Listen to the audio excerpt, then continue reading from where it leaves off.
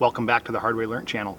Got a little special project for you today. I'm over at a friend's, trailered my John Deere 2038R over here, and we're grading a road. But we'll be knocking down the high spots here in a second. The property that we're on today is a 60-acre forest parcel with a home and a small business operating on it.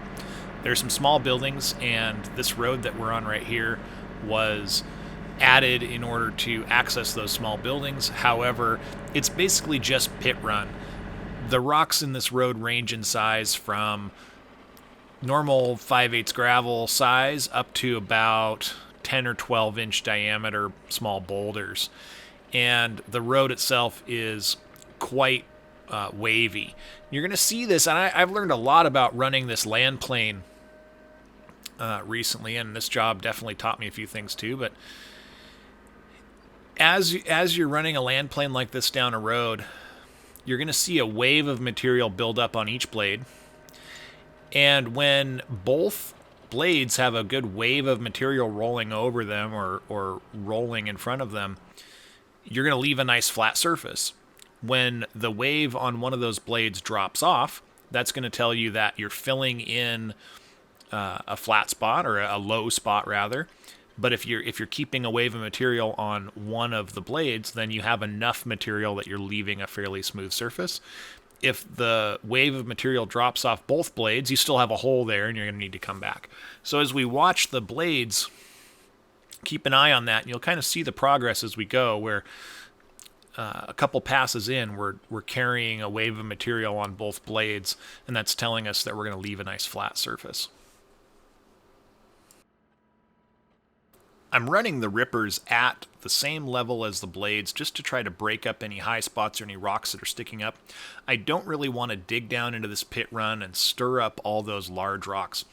You'll see as I work that sometimes I do pick up a big rock, and oftentimes the best way to deal with that, if I don't have a big hole that it's going to fall in, is to come back and pick it out of the land plane and chuck it off the side. Same is true with weeds and big pieces of wood and sticks that get caught in there. You really just want to get rid of them. They leave a variation in the surface. Here we're back at the buildings, and you can see I'm picking up some big rocks, but really that whole area in front of those buildings is a low spot. It actually pools water pretty good. So I'm going to build up a wave of material and carry it back in there and see if I can't smooth it out a little bit. But we come back the next week after I did this work, and we did, 14 or 15 loads of 5/8 gravel with my 16-foot, 16K double axle dump trailer. And we were just running all day long, so I didn't actually film any of that work. But we come back and we add material on top of this road to really make it nice and put those big boulders underneath a nice layer of gravel.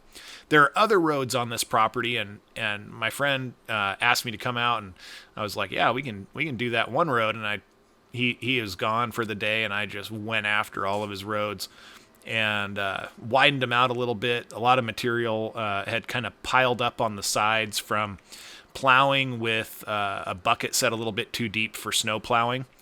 And then also just weeds had grown up on the sides of his road on top of that piled up material. So I went along, and with my land plane, I'm able to move that material back into the road and bring some of those weeds on the side down. I think I gave him 2 or 3 feet wider roads than he had, with the weeds getting knocked off, and then getting rid of the dishing factor.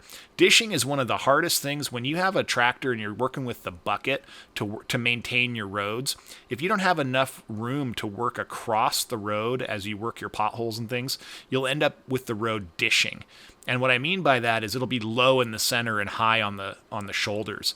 When your road dishes, water can't get off of it, and when you drive your road, that's what's going to determine, or that's what's going to produce your potholes. When you use a land plane like this, you want to set an angle so that the water can run off the sides and keep the shoulders of the road lower so that the water has a place to go. You want to give it a little bit of a crown, and that's how I have this plane set up. I've got the right side down about 3/4 of an inch on this 7-foot Frontier land plane.